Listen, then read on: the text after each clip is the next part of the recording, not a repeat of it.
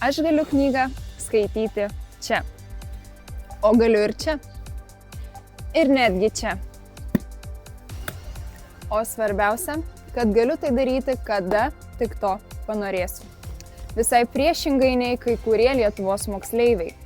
Švietimo mokslo ir sporto ministrė Raminta Popovienė pripažįsta, ne visi mokiniai rugsėjo mėnesį turės naujus vadovėlius, nors pagal atnaujintas programas jau mokosi visi.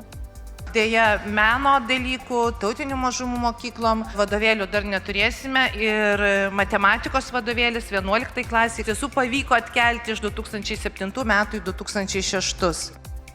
Argi ne paradoksalu?